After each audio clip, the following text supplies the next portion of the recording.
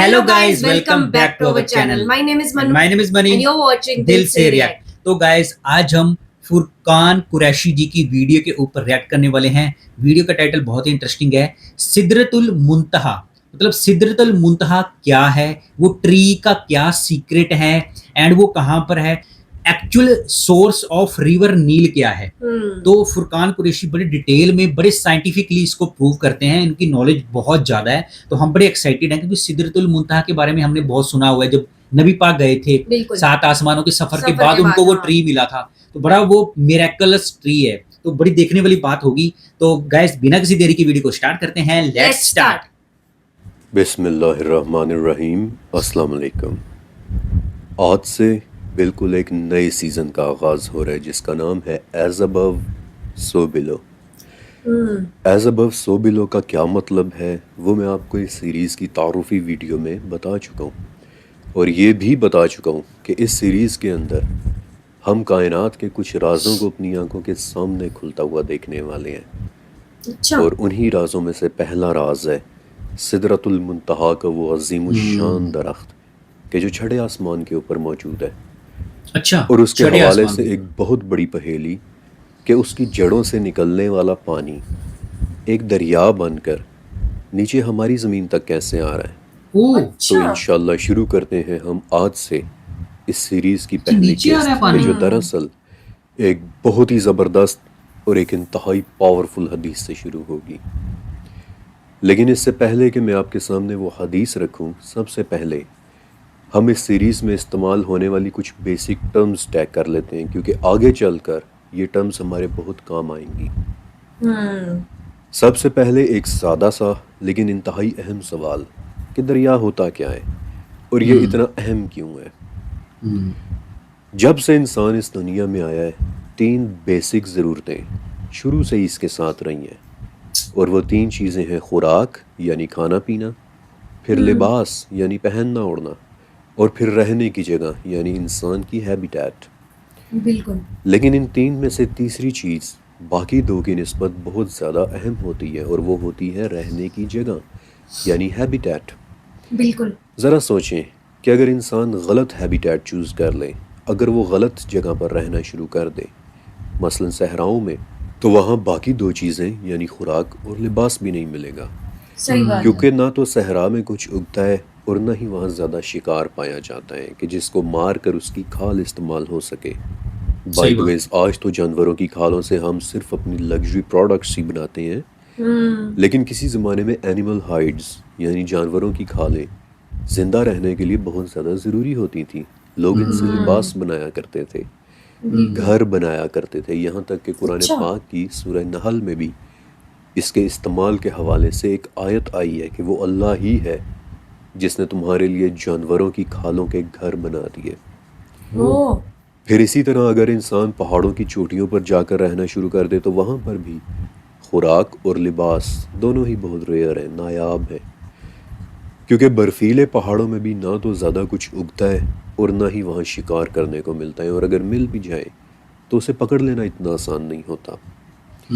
और ये वो वजूहात थी कि इंसान को रहने के लिए एक ख़ास जगह बहुत ज़्यादा पसंद आने लगी, और वो थी ताज़ा पानी और दरियाओं के करीब करीब का इलाका.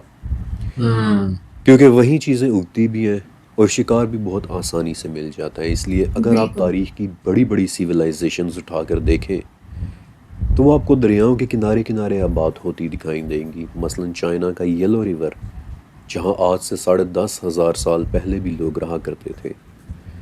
और मैं किसी वहशी जंगली कबीले की बात नहीं कर रहा, बल्कि एक सिविलाइज्ड सोसाइटी की बात कर रहा हूँ, एक मुआशरे की सूरत में रहने वाले लोग. ऐसा हमें इसलिए पता चलता है क्योंकि येलो रिवर के किनारे 10,000 साल पुरानी एक चक्की के आसार भी मिल चुके हैं. चक्की यानी कि पुराने ज़माने का वो आला कि जिसे लोग अनाज के दाने पीसने के लिए इस्तेमाल किया करते थे. बिल्कुल. फिर इसके अलावा येलो रिवर के किनारे उन लोगों के पालतू जानवरों यानी कुत्तों वगैरह की हड्डियाँ भी मिली हैं, जिससे पता चलता है कि वो लोग दरिया के किनारे बाकायदा एक तहजीब, एक मुआशरे की शक्ल में रहा करते थे. या फिर इंडिया का गंगा और जमुना और पाकिस्तान का दरियाए सिंध, इन सब दरियाओं के किनारे 3 6 اور 8 ہزار سال پرانے شہر بھی دریافت ہو چکے ہیں۔ ہاں بالکل اوکے پاکستان کے صوبے بلوچستان کا ایک شہر ہے مہر گڑھ۔ آپ میں سے زیادہ تر لوگوں نے شاید اس کا نام نہ سنا ہو، لیکن مہر گڑھ وہ شہر ہے جہاں آج سے 9,500 سال پہلے بھی کسی قسم کے کوئی لوگ رہنا شروع ہو گئے تھے۔ اور کیوں؟ کیونکہ وہاں سے 3 دریا گزرتے ہیں۔ دریا سے انسان کو ہمیشہ فائدہ ہی ملا ہے، پینے فائدہ کے لیے بالکل پانی، بالکل فصلوں اور جانوروں کے لیے پانی، پھر اس پانی سے تازہ گوشت مثلا مچھلی وغیرہ، برتن بنانے کے لیے نرم اور چکنی مٹی وغیرہ، پھر پانی پینے کے لیے دریا پر آنے والے جانور، پرندے اور ان کا بالکل شکار اور گوشت وغیرہ، الغرض کے ہر وہ چیز کہ جو نہ تو صحراؤں میں ملتی ہے اور نہ ہی پہاڑوں کی چوٹیوں پر، وہ چیزیں دریا کے کنارے بہت آسانی کے ساتھ مل جایا کرتی ہیں۔ اور دریا سے ملنے والے اس فائدے کا کیا نتیجہ نکلا کہ لوگوں نے دریاؤں کو اپنا دوست سمجھنا شروع کر دیا، ایک ایسا دوست، ایک ایسا مسیحا کہ جس پر ان کی زندگی کی ہر چیز ڈیپینڈ کیا کرتی تھی۔ بالکل لیکن کچھ دریا ایسے بھی ہیں کہ جنہیں پوری دنیا میں شہرت ملی ہے، اور اس کی ایک وجہ یہ تھی کہ ان دریاؤں کے کنارے جو لوگ آباد ہوئے انہوں نے تاریخ میں بہت نام پیدا کیا، وہ لوگ ہسٹری میں بہت زیادہ مشہور ہوئے۔ مثلا دریائے دجلہ اور دریائے فرات، جن کے متعلق آپ نے بھی کہیں نہ کہیں ضرور سن رکھا ہوگا۔ بالکل بالکل یہ 2 دریا ماڈرن ڈے عراق اور ترکی اور کچھ آس پاس کے ممالک میں موجود ہیں، اور ان کے درمیان 4 بڑی سویلائزیشنز گزر چکی ہیں۔ مثلا ان دونوں دریاؤں کے درمیان آج سے 6,000 سال پہلے سومیرینز رہا کرتے تھے، اور آج کل آپ نے سومیرین ٹیبلٹس کی وجہ سے ان کا بہت زیادہ نام سنا ہوگا۔ لیکن کیا آپ کو پتہ ہے کہ سومیرینز نے 100 ایسی چیزیں ایجاد کی تھیں کہ جنہیں ہم آج بھی استعمال کر رہے ہیں؟ مثلا گھڑی، وقت کا کانسیپٹ، میتھمیٹکس، ستاروں کا علم وغیرہ وغیرہ۔ لیکن ان دونوں کے علاوہ ایک اور دریا بھی ہے جس کے متعلق ہر وہ شخص جانتا ہے جسے تاریخ کا تھوڑا سا بھی علم ہو، اور اس دریا کا نام ہے دریائے نیل۔ ایک ایسا دریا جس کے کنارے شاید سب سے مشہور لوگ رہا کرتے تھے، یعنی اینشینٹ ایجپشنز۔ اب مجھے پورا یقین ہے کہ آپ نے اینشینٹ ایجپشنز کے متعلق سن رکھا ہوگا، کیونکہ انہی لوگوں نے تو اہرام مصر یعنی پیرامڈز آف دی ایجپٹ بنائے تھے۔ اب وہ لوگ دریائے نیل کو ایک مقدس دریا مانتے تھے، بلکہ انہوں نے نیل کو ایک دیوتا کی شکل بھی دی ہوئی تھی جس کا نام تھا ہاپی، یعنی زراعت اور فصل اگانے کا دیوتا۔ اور یہ کوئی چھوٹا موٹا نہیں، بلکہ ہاپی ایجپشن مائتھولوجی کا ایک بہت مشہور دیوتا ہے۔ اور آپ یہاں سے اندازہ لگائیں کہ 1980 میں تو مصر کی حکومت نے 5 پاؤنڈز کے نوٹ پر ہاپی کی تصویر بھی چھپوائی تھی۔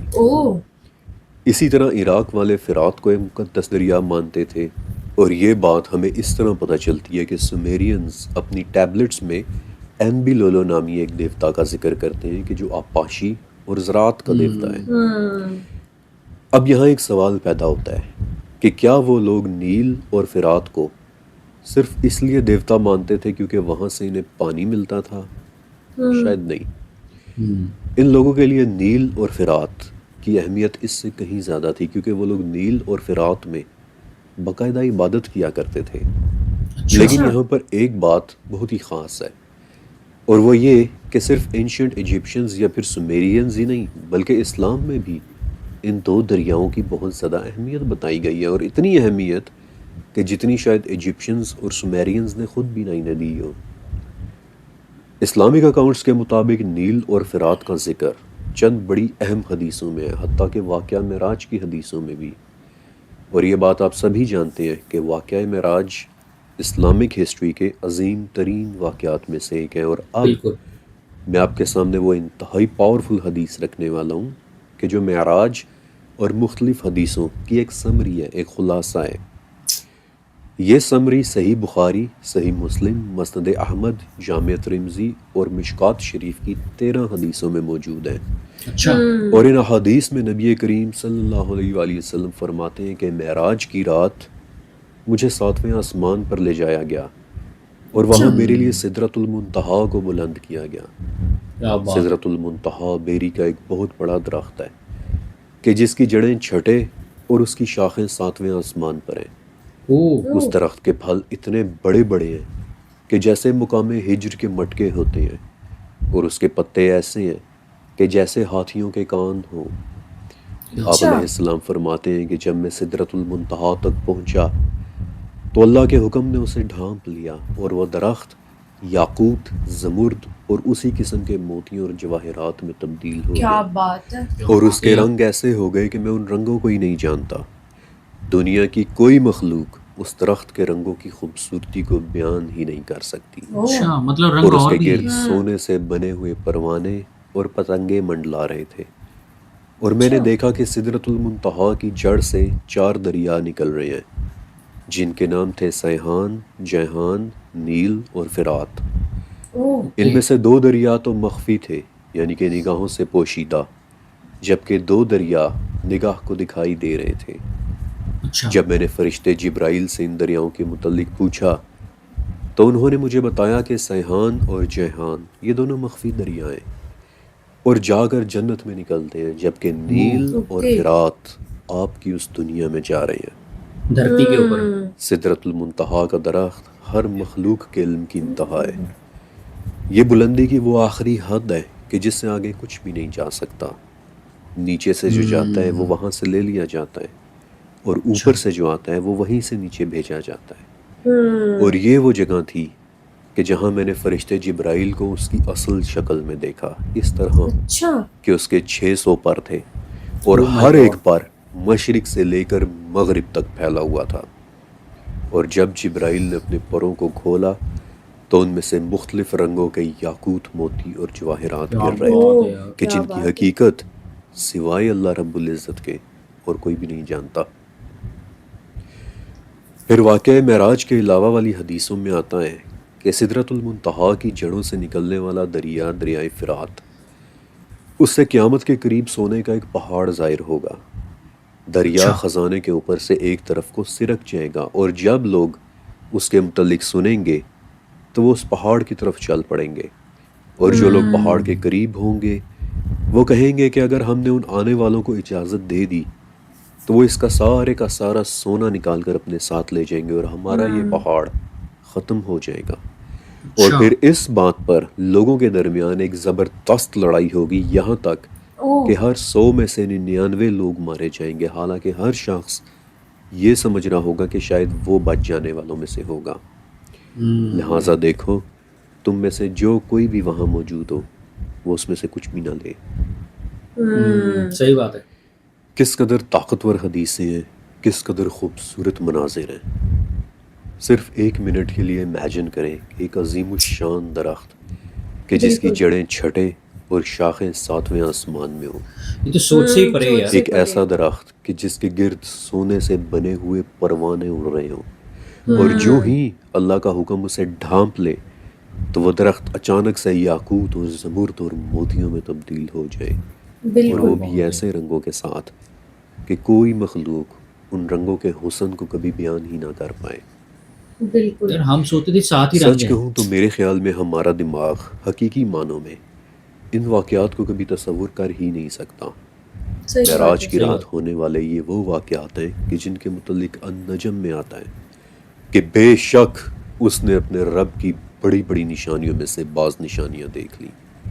ان واقعات کو ایک انسان کبھی بھی پوری طرح سے نہیں سمجھ سکتا، اور نہ ہی ان باتوں کی کوئی سائنٹیفک ایکسپلینیشن ہو سکتی ہے کہ دیکھیں فزکس کے مطابق ایسے ہوا تھا، ادھر ایک بلیک ہول کھل گیا تھا۔ نہیں، بالکل بھی نہیں۔ وہ جگہ ہماری سائنس اور ہماری فزکس کی قید سے بالکل آزاد ہیں۔ آزاد ہیں، صحیح بات۔ میں یا کوئی بھی اور شخص اس رات ہونے والے واقعات کی سائنٹیفک ایکسپلینیشن دینے کی جرت بھی نہیں کر سکتا، لیکن ہاں ایک بات ہے، اور میں دعا کرتا ہوں کہ یہ حدیث سنتے وقت آپ نے اس بات کو نوٹس کیا ہوگا کہ ان واقعات میں ایک چیز ایسی تھی کہ جو آدھی ادھر ہو رہی تھی یعنی 6 آسمان میں، اور آدھی ادھر یعنی ہماری دنیا میں۔ غور کریں کہ سدرۃ المنتہا کی جڑوں سے 4 دریا نکل رہے ہیں، بالکل، اور ان 4 میں سے 2 دریا یعنی دریا نیل دھرتی پہ۔ اور فرات اچھا ہماری دنیا میں آ رہے ہیں، ٹھیک اور ہے۔ قیامت کے قریب انہی دریاؤں میں سے ایک دریا یعنی فرات میں سے سونے کا ایک پہاڑ بھی نکلے گا کہ جس پر قیامت کے قریب ایک زبردست لڑائی ہونی ہے. اور یہاں ایک بہت بڑا سوال کھڑا ہوتا ہے کہ آخر وہ دریا چھٹے آسمان کے اوپر سے لے کر ہماری دنیا کے نیچے تک کیسے پہنچ رہے ہیں. کیسے پہنچا, یہی سوال ہے. بالکل. آپ کو کچھ اندازہ ہے کہ یہ کتنا زیادہ فاصلہ ہے, ڈسٹینس ہے؟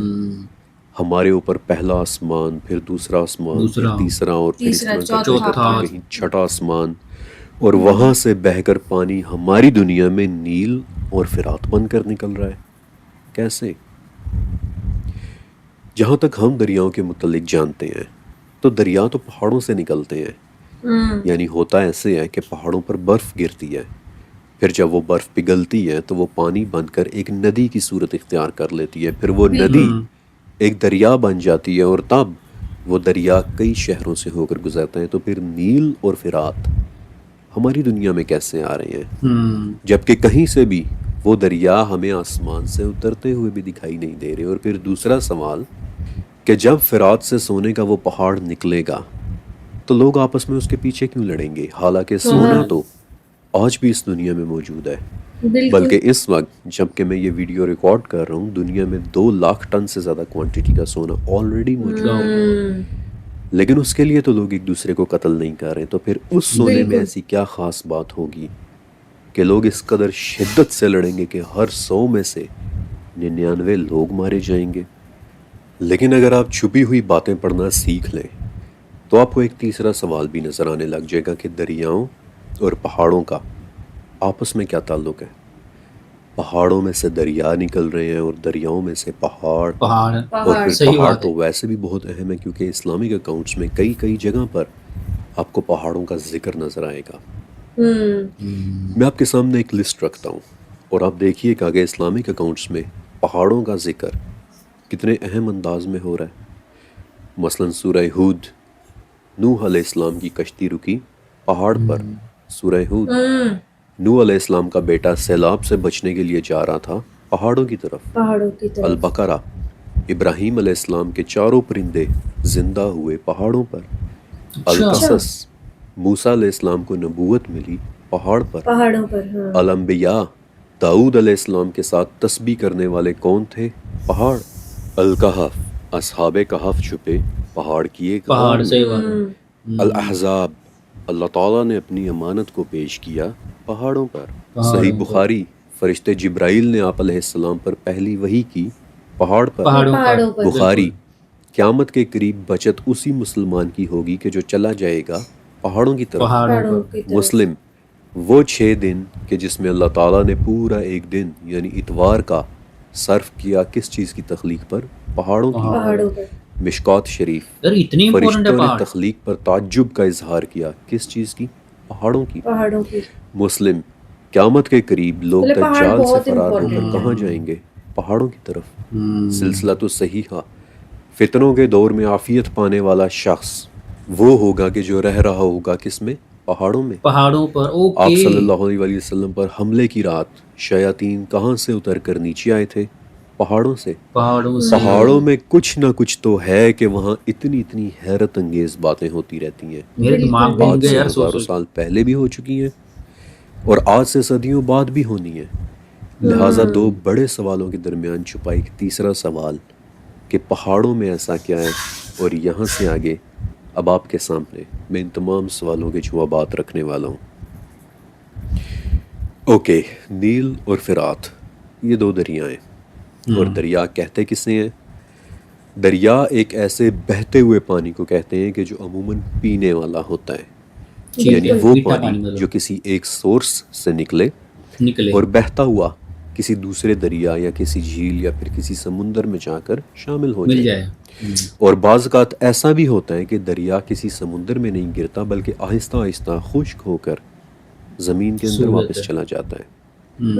بڑے بڑے شہر عموماً دریاؤں کے کنارے ہی آباد ہوتے ہیں, بلکہ آج بھی دنیا کے کئی بڑے شہر آپ کو اکثر بڑے دریاؤں کے کنارے ہی نظر آئیں گے. مثلا انڈیا میں گنگا اور جمنا کے کنارے انڈیا کے 42 بڑے شہر آباد ہیں. مثلا آگرہ, کانپور, وارانسی, ایودھیا, احمد آباد, فتح گڑھ اور گورکھپور وغیرہ.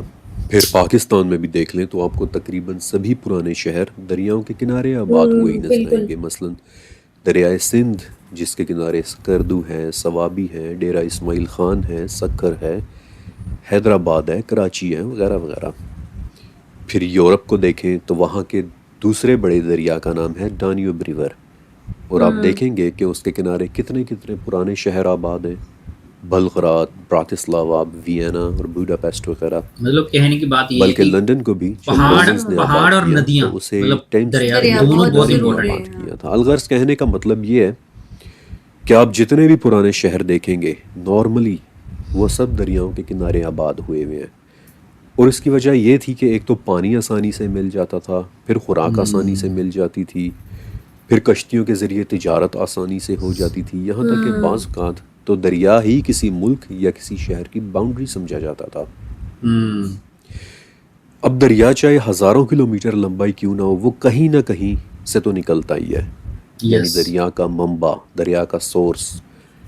ٹیکنیکل زبان میں دریا کے اس سورس کو واٹر ہیڈ کہتے ہیں، اور واٹر ہیڈ کئی طرح کے ہو سکتے ہیں، مثلا کبھی کبھی دو دریا مل کر ایک بڑا دریا بنا لیتے ہیں، اچھا یا پھر بعض اوقات ایسا ہوتا ہے کہ بارشوں کا پانی اکٹھا ہو کر ایک جھیل بنا لیتا ہے جس میں سے کوئی دریا بہنا شروع ہو جائے، لیکن زیادہ تر دریاؤں کا واٹر ہیڈ پہاڑوں پر گرنے والی برف ہوتی ہے کہ جو پگھل کر ایک دریا بن جاتی ہے۔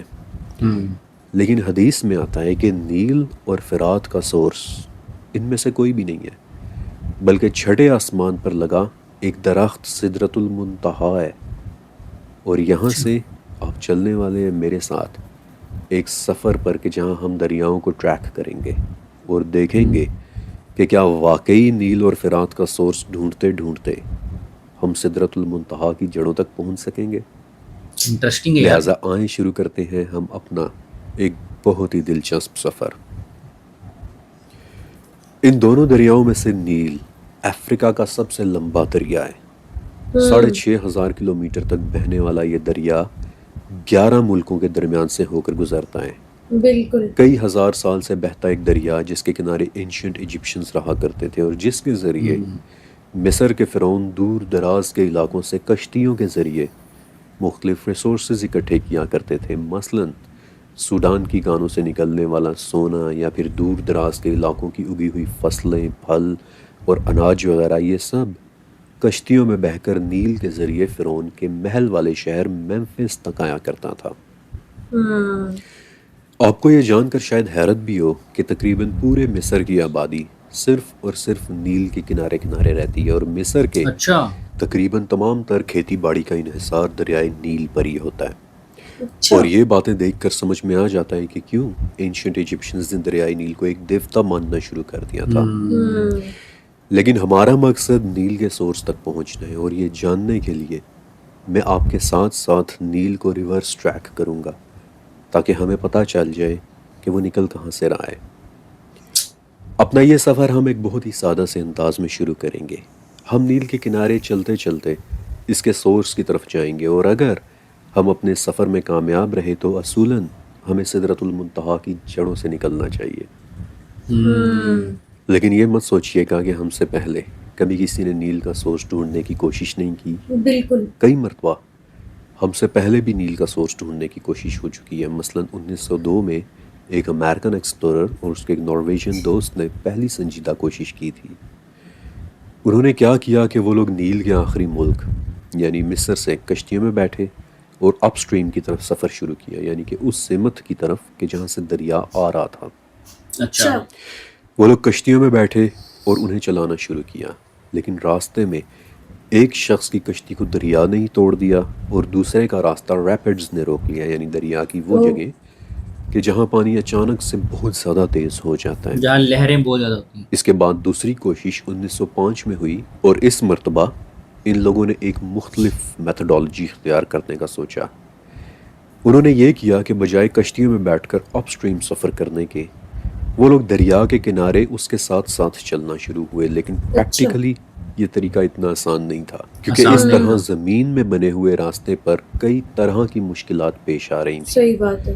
راستے میں بعض اوقات جنگلی جانور بھی اٹیک کر دیتے تھے، مثلا ہپوپوٹمس، یا پھر نیل کے مگرمچھ، یا پھر افریقن لائن وغیرہ، یا پھر بعض اوقات راستے میں زمین بہت زیادہ خراب ہو جاتی تھی، اتنی خراب کہ اس پر سفر کرنا ہی بہت مشکل ہو جاتا تھا، راستے میں دلدلیں بھی آ جاتی تھیں وغیرہ وغیرہ۔ بہرحال کسی طرح سے ان لوگوں نے ایتھیوپیا تک کا تو سفر کر لیا، لیکن وہاں پہنچ کر وہ لوگ اپنی ڈائریز اور جرنلز میں حیرانی کے ساتھ لکھتے ہیں کہ یقین نہیں آ رہا کہ ہم دنیا کے مشہور ترین دریا کے سورس تک نہیں پہنچ پا رہے، وہ دریا کہ جسے لوگ ہزاروں سال سے جانتے ہیں۔ اور پھر انہوں نے نیل پر ایک کتاب بھی لکھی تھی کہ جس پر بعد میں ایک ڈاکیومنٹری بھی بنی تھی، دا مسٹریز آف دی نائل۔ لیکن آج ہمارے پاس ایک بہت ہی خاص ٹیکنالوجی ہے، ایسی ٹیکنالوجی کہ جو ان لوگوں کے پاس نہیں تھی، اور آج اس سفر میں وہ ٹیکنالوجی ہمارے بہت زیادہ کام آنے والی ہے، سیٹلائٹ ٹیکنالوجی۔ سیٹلائٹس کا استعمال کرتے ہوئے اب ہم نیل کو آسمان سے دیکھ سکتے ہیں، اسے ریورس ٹریک کر سکتے ہیں۔ زمین والے راستے پر آنے والی کوئی رکاوٹ اب ہمیں ڈسٹرب نہیں کرے گی، اور نہ ہی کوئی مگرمچھ ہم پر حملہ کرے گا۔ اور آج اس ٹیکنالوجی کا استعمال کرتے ہوئے ہم اپنا سفر شروع کریں گے نیل کے آخری ملک مصر سے، کیونکہ یہاں سے آگے نیل کسی اور ملک میں نہیں جاتا بلکہ میڈیٹرینین میں گر کر ختم ہو جاتا ہے۔ مصر سے سفر شروع کرنے کا یہ فائدہ ہوگا کہ پورا نیل ہماری آنکھوں کے سامنے سامنے رہے گا۔ اب مصر کے اوپر سے نیل کی سیٹلائٹ ٹریکنگ میں کوئی مسئلہ نہیں ہوتا، کیونکہ پورا نیل صرف اور صرف ایک دریا بن کر بہہ رہا ہے۔ سکون کے ساتھ آسمانوں میں اڑتے ہوئے ہم نے نیل کو بہتے ہوئے دیکھا، یہاں تک کہ بارڈر کراس کر کے ہم ایجپٹ سے سوڈان میں بھی داخل ہو گئے اور نیل ہماری آنکھوں کے سامنے ہے۔ مگر سوڈان کے شہر خرطوم پہنچ کر ایک چھوٹی سی پرابلم پیدا ہو جاتی ہے۔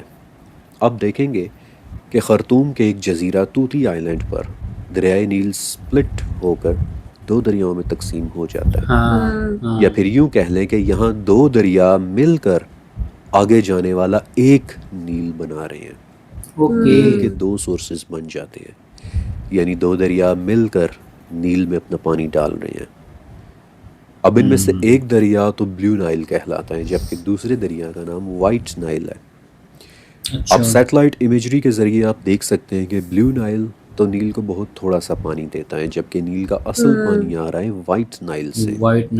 لیکن پھر بھی اس لیول کی ریسرچ یہ ڈیمانڈ کرتی ہے کہ ہم کسی بھی چھوٹی سے چھوٹی ڈیٹیل کو بھی نظر انداز نہ کریں، اس لیے میں نے بلیو نائل کے سورس کو بھی ڈھونڈا تاکہ پتہ چل سکے کہ وہ کہاں سے آ رہا ہے، تاکہ بے شک تھوڑا سا ہی صحیح لیکن آخر بلیو نائل بھی تو نیل کا ایک سورس ہے۔ اور مجھے پتہ چلا کہ بلیو نائل دراصل ایتھیوپیا کی ایک جھیل لیک تانا سے نکل رہا ہے، لیکن نیل کا اصل پانی آتا ہے وائٹ نائل سے۔ لہٰذا بلیو نائل کے بعد میں نے وائٹ نائل کو ٹریس کرنا شروع کیا، اور بالآخر اس بات کا احساس ہوا کہ آج تک آخر نیل کا سورس ڈھونڈنا اتنا مشکل کیوں رہا ہے۔ دیکھیں، جو میپ اس وقت ویڈیو میں آپ دیکھ رہے ہیں اسے میں نے بڑی محنت سے مارک کیا ہے، حالانکہ اپنی ریسرچ کے دوران جب میں اکیلا اسے اسٹڈی کر رہا تھا تو اس وقت میں نیل کے ایک ایک موڑ کو ٹریک کر رہا تھا کہ کہیں کوئی چیز مس نہ ہو جائے، کہ کہیں کوئی چیز آنکھوں سے نہ رہ جائے۔ بعض اوقات کہیں دریا اچانک مڑ جاتا، بعض اوقات راستہ بدل لیتا، بعض اوقات وہ کسی چھوٹی سی جھیل میں غائب ہو جاتا اور پھر دوبارہ سے واپس نکل آتا۔ لیکن آخر کار مجھے ایک لیڈ ایسی ملی کہ جو بہت ہی دلچسپ تھی، اور وہ یہ کہ آپ دیکھیں گے کہ ویسے تو وائٹ نائل بہت بہت پیچھے کانگو کی ایک لیک ایلبرٹ تک جاتا ہے، لیکن لیک ایلبرٹ سے لے کر خرطوم میں بلیو نائل سے ملنے تک درمیان میں ایک چیز بہت ہی زبردست ہوتی ہے، اور وہ یہ کہ سوڈان کے خاص علاقے میں پہنچ کر ایک جگہ دریائے نیل ایکچولی گم ہو جاتا ہے۔ اور اب میں آپ کو ایک بہت ہی دلچسپ اور حیران کر کے رکھ دینے والی بات بتانے والا ہوں۔ یہ خاص علاقہ سوڈان کی وہ دلدلیں ہیں کہ جنہیں انگلش میں مارشز کہتے ہیں اور عربی میں سد، اور یہ ایگزیکٹلی وہی لفظ سد ہے کہ جو ذوالقرنین والے واقعے میں الکہف کی 93 نمبر آیت میں بھی آیا ہے کہ حتی اذا بلغ بین السدین، یعنی کہ وہ دو رکاوٹوں کے درمیان پہنچا۔ اور آپ کو یاد ہوگا کہ ذوالقرنین اور یاجوج ماجوج والی سیریز میں ایک مرتبہ میں نے اس لفظ کو ایکسپلین بھی کیا تھا۔ سد عربی زبان میں کسی رکاوٹ کو کہتے ہیں، اور ان دلدلوں کا نام بھی سد یقیناً کسی نے بہت ہی سوچ سمجھ کر رکھا ہوگا، کیونکہ اس سد کو تاریخ میں کبھی بھی کوئی بھی کراس نہیں کر پایا۔ یہ دلدلیں ایک بہت بڑی رکاوٹ ہیں، آپ ان میں چل نہیں سکتے، چیزیں ان میں دھس جاتی ہیں، گم ہو جاتی ہیں، گر جاتی ہیں۔ یہی وہ سد ہیں کہ جنہیں اینشنٹ ایجپشنز بھی کراس نہیں کر سکے تھے۔ ان دلدلوں نے ان کا بھی راستہ روک لیا تھا، اور میں نے آپ کو بتایا تھا کہ یہ دلدلیں ہی وہ وجہ ہیں کہ کبھی فرعون مصر سے باہر نکل ہی نہیں سکے۔ اچھا، یہ دلدلیں ان کی فوج کو روک لیتی تھیں۔ یہی وہ دلدلیں تھیں کہ جنہوں نے رومن آرمیز کو بھی افریقہ میں داخل ہونے سے روک دیا تھا، اور 19ویں صدی میں جب یورپ کے ایکسپلوررز نے بالکل ہماری طرح نیل کا سورس ڈھونڈنا شروع کیا، تو جب وہ ان دلدلوں تک پہنچ گئے اور یہاں سے آگے نہیں جا سکے، تب انہوں نے اس جگہ کو ایک نام دیا تھا، دی ڈارکسٹ افریقہ، یعنی افریقہ کا سیاہ ترین حصہ، وہ حصہ کہ جو مکمل طور پر پراسراریت کے اندھیروں میں ڈوبا ہوا ہو، افریقہ کے سب سے کم دریافت ہوئے علاقے۔ اور اب مزے کی بات سنیں کہ نیل کے ساتھ جو باتیں سد کی ان دلدلوں میں ہو رہی ہیں، وہ نیل کے پورے کورس کے دوران اس کے ساتھ کہیں اور نہیں ہوتی۔ اچھا، مثلا پہلی بات کہ سد کی دلدلوں میں نیل بالکل گم ہو جاتا ہے، کیونکہ ان دلدلوں کا سائز بھی کوئی ایک نہیں ہے۔ عام موسم میں تو یہ دلدلیں صرف 30,000 اسکوائر کلومیٹر سائز کی ہوتی ہیں، لیکن برسات کے موسم میں یہ دلدلیں 1,30,000 اسکوائر کلومیٹر تک بڑی ہو جاتی ہیں، اور ان میں اتنا پانی آ جاتا ہے کہ نیل ان میں کہیں گم ہو کر رہ جاتا ہے۔ اور اسی لیے آج تک کوئی جیولوجسٹ، کوئی ہائیڈرولوجسٹ، یعنی کہ وہ لوگ کہ جو زمین اور دریاؤں کو اسٹڈی کرتے ہیں، آج تک یہ نہیں بتا پائے کہ نیل آخر نکل کہاں سے رہا ہے، لیک ایلبرٹ سے یا پھر ان دلدلوں سے۔ ایون کہ لیک ایلبرٹ بھی صرف ایک چھوٹا سا سورس ہے، اور اس میں اتنا پانی نہیں ہے کہ 6,000 کلومیٹر لمبے نیل کو پیدا کر دے۔ اور دیکھا جائے تو دلدلوں کی بارشیں بھی حالانکہ بہت زیادہ ہوتی ہیں، لیکن جب وہ بارشیں نہیں ہوتی، نیل تو تب بھی سارا سال بہہ رہا ہوتا ہے۔ بہرا ہوتا ہے، صحیح بات۔ تو پھر اس کا صرف ایک ہی مطلب ہو سکتا ہے کہ نیل کا اصل سورس کہیں دلدلوں کی گہرائیوں میں چھپا ہوا ہے، پوشیدہ ہے، مخفی ہے۔ لہٰذا لگتا ایسے ہے کہ اب ہمیں دیکھنا ہوگا کہ سد کی ان دلدلوں کے نیچے کیا راز چھپا ہوا ہے۔ اچھا، لیکن دلدلوں میں ریسرچ کر پانا اتنا آسان نہیں ہوتا، کیونکہ وہاں ایک سے زیادہ مسئلے سامنے آئے کھڑے ہوتے ہیں۔ دلدلوں کی زمینیں نرم ہوتی ہیں، پھر ان میں پانی کھڑا ہوتا ہے۔ سیٹلائٹ ٹیکنالوجی یہاں پہنچ کر ہمارا ساتھ چھوڑ دیتی ہے، کیونکہ سیٹلائٹس ہمیں دلدلوں کے نیچے زمین کے اندر لے کر نہیں جا سکتے۔ آپ کو پتہ ہے کہ آج سے 3 سال پہلے جب میں نے یہ پروجیکٹ لکھا تھا، تب اس پوائنٹ پر پہنچ کر آلموسٹ میں نے گیو اپ کر دیا تھا، اچھا، کیونکہ کوئی ایسی ٹیکنالوجی نہیں تھی کہ جو مجھے سد کی دلدلوں کے نیچے لے کر جا سکے اور دکھا سکے کہ وہاں کون کون سے راز چھپے ہوئے ہیں۔ لیکن انہی دنوں کہ جب میں سد کی دلدلوں پر ریسرچ کر رہا تھا، تو میں نے قدیم افریقن لٹریچرز کو بھی پڑھا کہ شاید ان میں سے مجھے کوئی لیڈ مل جائے، اور واقعی مجھے ایک چھوٹی سی لیکن بہت دلچسپ بات پتہ چلی کہ ان کے قریب رہنے والے افریقن قبائل نے سد کی دلدلوں کے لیے ایک نام اور بھی رکھا ہوا تھا، جور۔ اور کیا آپ اس لفظ کا مطلب جانتے ہیں؟ جور کا مطلب ہوتا ہے ایلین واٹر، وہ اچھا، پانی کہ جو اس دنیا کا نہ ہو، وہ پانی کہ جو کہیں اور ہی سے آ رہا ہو۔ ایگزیکٹلی ویسے ہی جیسے حدیث میں آتا ہے کہ نیل کا پانی سدرۃ المنتہا سے آ رہا ہے۔ افریقن قبائل کے وہ لوگ کسی نہ کسی راز سے تو ضرور واقف تھے، صحیح بات، کیونکہ نیل کا سورس واقعی اس دنیا کا نہیں ہے۔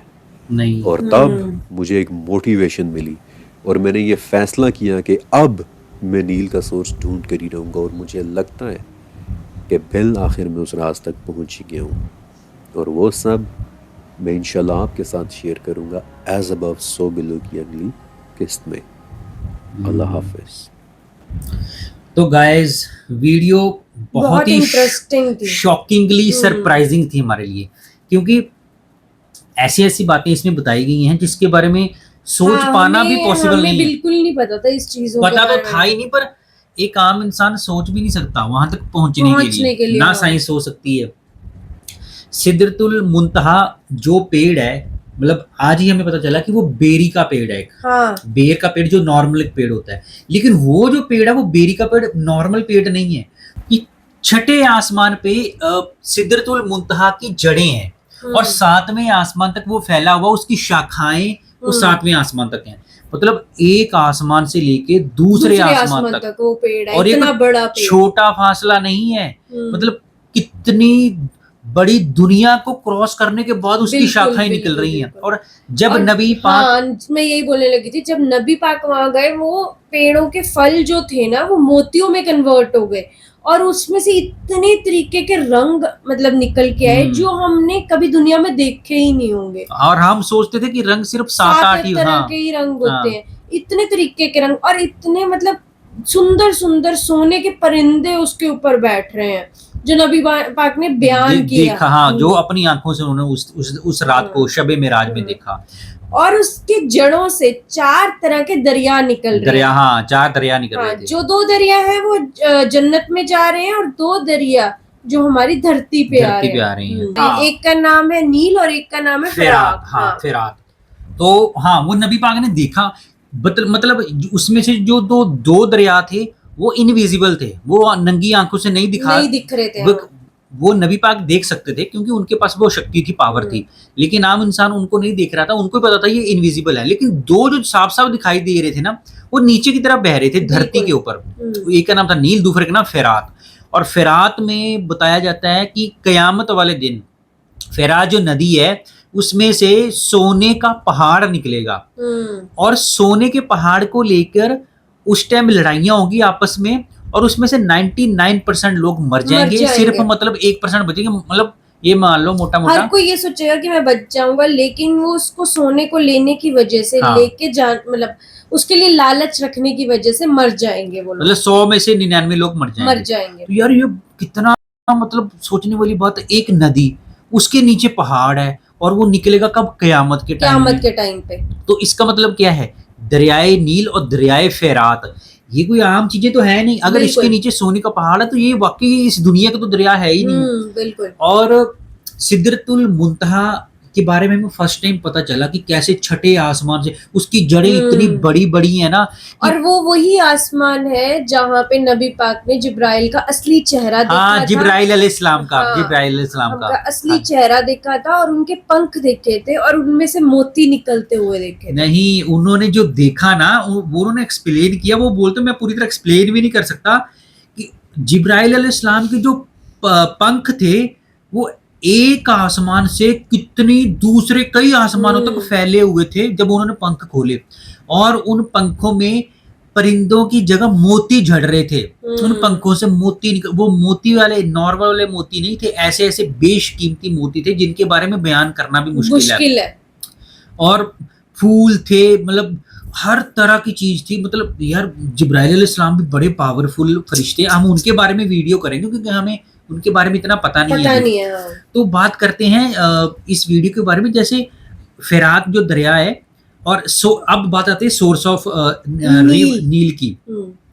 अब फुरकान कुरैशी जी पूरी कोशिश कर रहे हैं कि इसका सोर्स पता किया जाए। पहले भी साइंटिस्ट ने काफी बार पता करने की कोशिश की है लेकिन कामयाब नहीं हो पाए हैं क्योंकि बीच में शायद एक जगह आती है जहाँ बहुत दलदल है और उस पुराने टाइम में की थी ना, उस टाइम सैटेलाइट नहीं होती थी, वही कह रही हूँ। और उस दलदल में आगे जा नहीं पाए जो साइंटिस्ट थे, फंस गए थे वो। यार इतना वो लाखों करोड़ों लाखों किलोमीटर का एरिया है वो जो दरियाए नील वाला। बिल्कुल। तो जब वो पैदल चलना शुरू हुए ना, रास्ते में कई अड़चने आई, कोई जंगल पड़ गया, कोई दलदल पड़ गया, तो वो जा नहीं पाए। लेकिन जब फुरकान कुरैशी जी ने इसका सोर्स ऑफ ढूंढना चाहा सैटेलाइट के थ्रू, तो उन्होंने देखा कि ये एक सूडान के पास जाके ना 2 जगह में स्प्लिट हो जाता है दरियाए नील। एक व्हाइट नील रिवर बन जाती है, एक नीली वाला पानी थोड़ा कम है। जो white main source of actual source of river नील का है वो व्हाइट है, मतलब व्हाइट जो नदी है जहां से वो डिवाइड हो जाती है। बिल्कुल।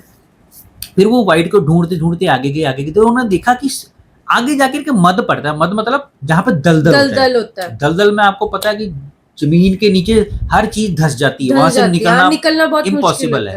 और सैटेलाइट मतलब उस चीज को देख ही नहीं सकती, दलदल के नीचे नहीं जा सकती। सैटेलाइट ऊपर से दिखा सकती कि ये दलदल है पर इस नीचे नहीं जा सकती। तो basically according to Furqan Qureshi जी की जो भी इन्होंने अपनी इन्वेंशन की थ्रू हदीस या कुछ और, तो इन्होंने देखा कि एक्चुअल इसका जो सोर्स है ना ये दलदल के नीचे ही है। नीचे ही है। फिर इन्होंने और एक्सप्लोर किया, फिर इन्होंने सोचा कि चलो कुछ तो मेरे को मिले, कोई हिंट मिले कि सोर्स इसके नीचे तो है।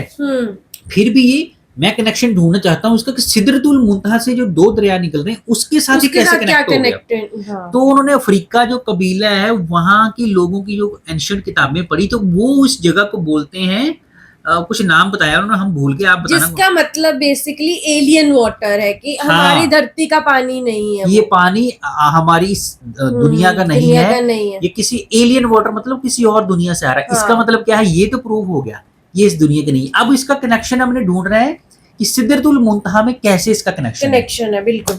और इस वीडियो से ही हमें पता चला कि यार मेरे तो दिमाग घूम गया यार, फुरकान कुरैशी जी की बातें सुनकर। हम कहाँ बैठे हुए हैं, मतलब हमें इन बातों की नॉलेज ही नहीं है। बिल्कुल। पहाड़ और दरिया 2 ऐसी मतलब चीजें हैं जो अल्लाह ताला ने बनाई हैं, और वो बहुत इम्पोर्टेंट, सबसे इम्पोर्टेंट है।